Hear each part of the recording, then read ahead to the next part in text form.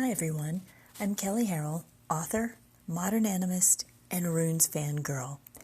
Soul Intent Arts is my spiritually focused practice, and you're listening to What in the Weird, my podcast in which I talk about runes, animism, soul tending, and how all of that intersects through sacred activism on my path.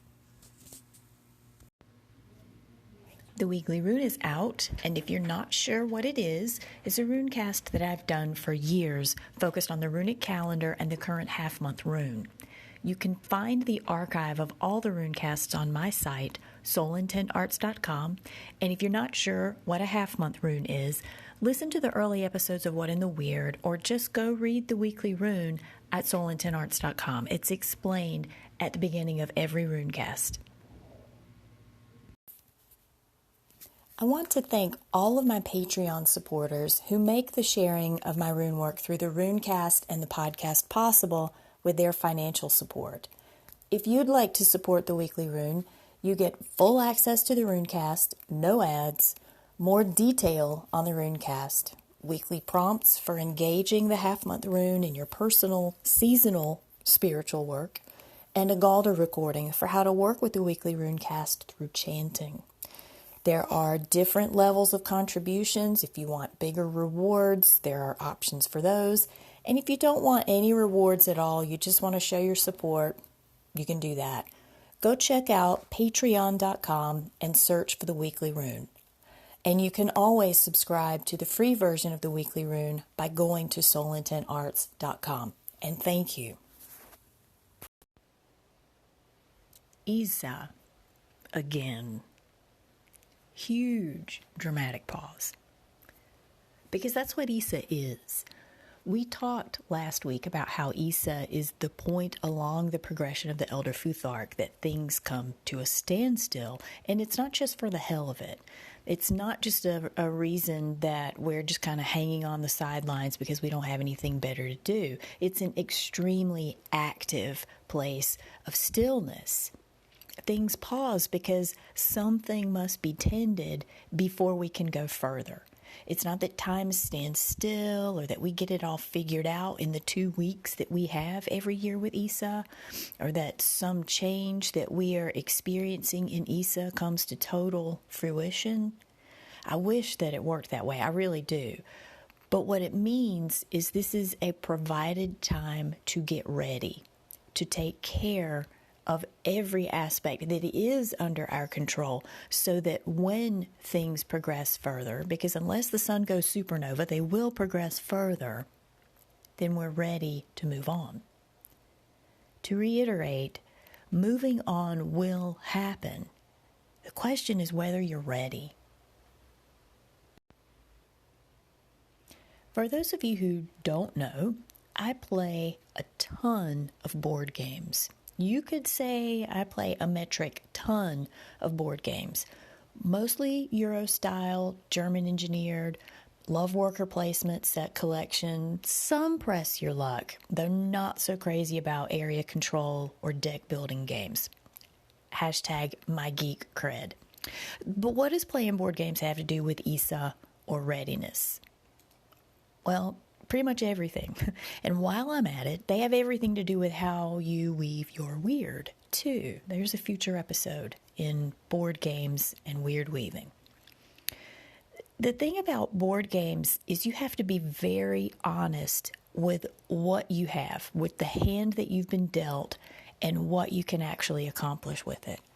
And sometimes that means everything rolls right out to you and you can't play it wrong. Now, of course, you can play it wrong if you don't realize the rolls are in your favor, which of course harkens back to Wunyo and realizing that things are firing on all cylinders, realizing synergy and joy. If you can't identify that, then you're going to miss the fact that things are rolling in your favor, that you have this platform to stand on that's just there for you.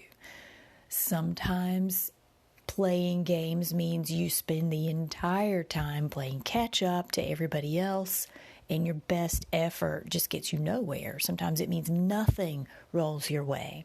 And the thing is, it really isn't about winning or losing.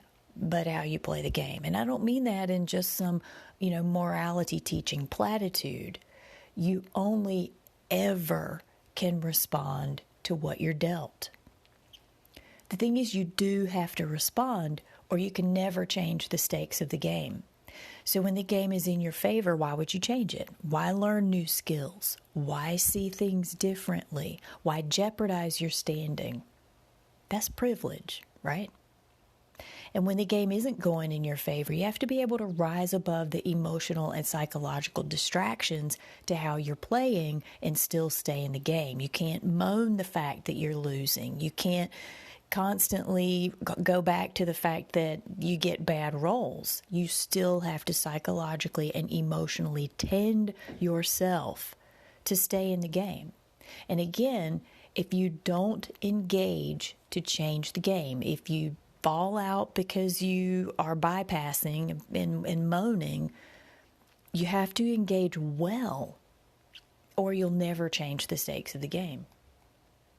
Both dynamics still require you to be attentive to how you respond in board games and in life. If you can't look beyond privilege and things going your way through no effort of your own, you'll never really situate into community. And if you can't deal with things being difficult well, you'll never gain control that is within your power, and likewise not achieve the eldering skills to show up for community. Whatever the immediate personal dynamic is, ESA forces you to acknowledge and find your way through. The end game is still that you are required to mature and gain the skills needed to grow so that you can recognize and become your communal self. Whether you're privileged or not privileged in playing the game or in playing life, it is still your job to handle it all well so that you can show up for community. That is being a fit elder in our trajectory as a human. In the last week, I was asked by two different people, completely unrelated to each other, what initiation really looks like. It's kind of weird. The universe does that every now and then. I'll go ages and a particular topic doesn't come up, and then it comes up in this cluster. And when I talk about initiation, I'm talking about the big one, or the big ones. That's a myth also, that there's only just one. But not every initiation is the one that you fall on your sword for, right? And part of our discernment as humans is to realize which ones are the big ones and which ones aren't. A whole other episode. So I'm talking about the big ones today. The short answer is those big initiations look like ESA. It looks like everything I just talked about. It's messy, it's not a straight line, and it's different for everybody. We've been fed the New Age bullshit about enlightenment and Kundalini awakening as if those are the upswings of initiation, as if they're the rewards.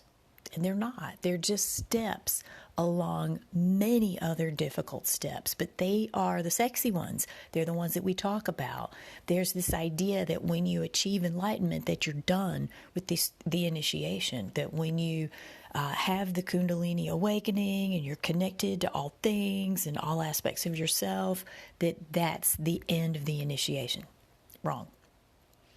Yes, there is deep awareness and wisdom in those steps, and we're asked to hold on to that while we do the rest of the steps. That's the hard part.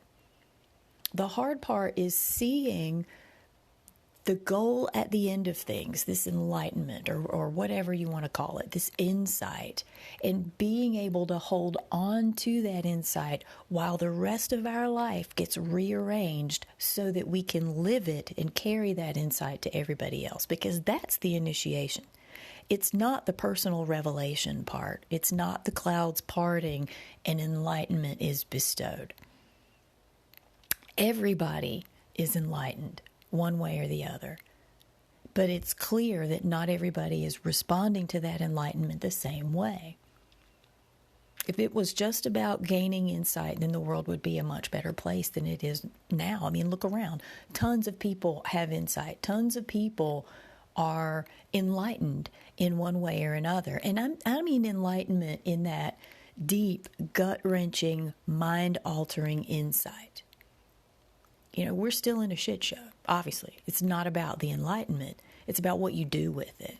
And what you do with it is heal your shit. Learn skills to increase mindfulness and awareness. Begin parsing your calling into what you learn as you go through the initiatory process. Again, everybody thinks, oh, I got my calling, I'm good, I'm done. No, it's not plug and play. It doesn't always make sense with your current life circumstances, with your current emotional, psychological, financial, or physical experience. Where you are on a practical level in the moment may not match what you're being called to do. And that's what initiation serves to level. It connects those things in a way that is going to best suit you. But if you can't recognize that, if you can't recognize when the dice are rolling your way and respond to that in a way that is mature and fit, then you're not going to make the connection between calling and how you can actually carry it out in your life. If the dice aren't rolling your way and you're pissed about that fact, you're not going to be able to situate calling and initiation together in a way that you can carry it out. And it hurts. That process of retrofitting, or whatever you want to call it, of rewiring so that calling and life are in conjunction, so that they're compatible with each other. It hurts. You do give up dreams. You do have to set aside goals, maybe even relationships and high-paying jobs. The rewards of initiation aren't having an ultra-cool spiritual path or practice. They're not that you saw the answers to the universe in some trance. They're not that you get rich. They are way, way less cool and shiny than those. But the rewards are very clear.